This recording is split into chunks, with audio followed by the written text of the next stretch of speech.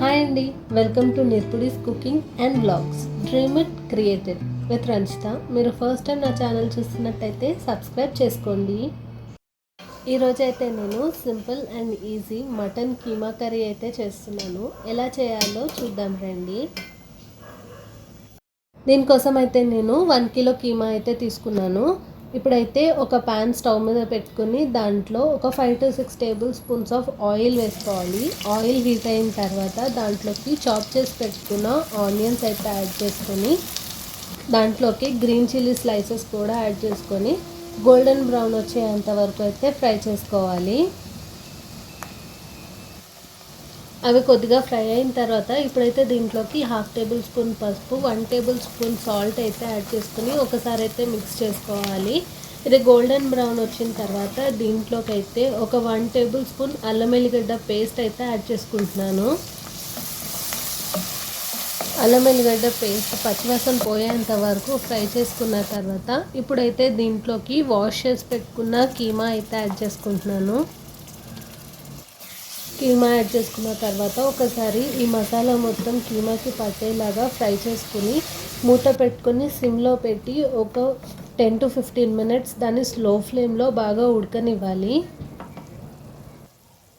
ఇప్పుడైతే కీమాలో నుంచి వాటర్ బయటకు వస్తుంది కదా, ఈ టైంలోనే దీంట్లో గరం మసాలా అయితే యాడ్ చేసుకోవాలి. ఇక్కడైతే నేను ఈస్టర్న్ గరం మసాలా అయితే వాడుతున్నాను.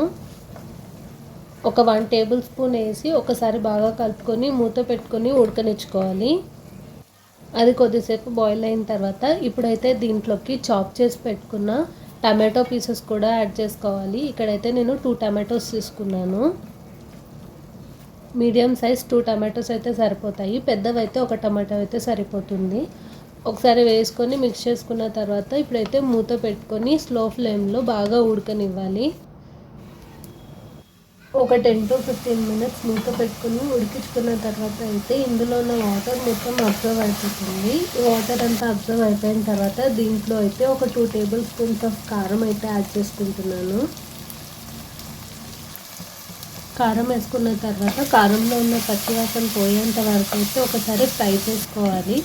అది మంచిగా ఫ్రై అయిపోయిన తర్వాత ఇప్పుడు దీంట్లోకి ఒక 1 కప్ ఆఫ్ వాటర్ అయితే యాడ్ చేసుకుంటున్నాను. వాటర్ వేసుకొని కలిపేసుకున్న తర్వాత అయితే ఇప్పుడు దీన్ని మూత పెట్టుకొని మళ్ళీ స్లో ఫ్లేమ్లో పెట్టుకొని ఒక 10 to 20 మినిట్స్ అయితే ఉడకనివ్వాలి.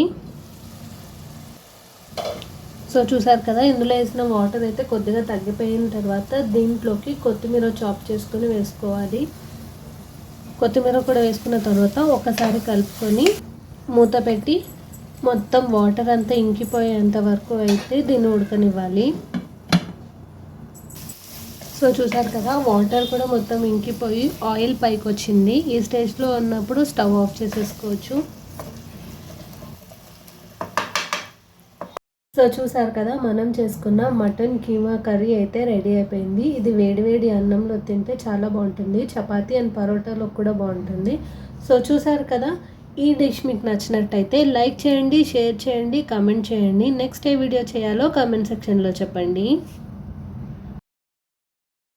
Thank you for watching. Do subscribe for more videos.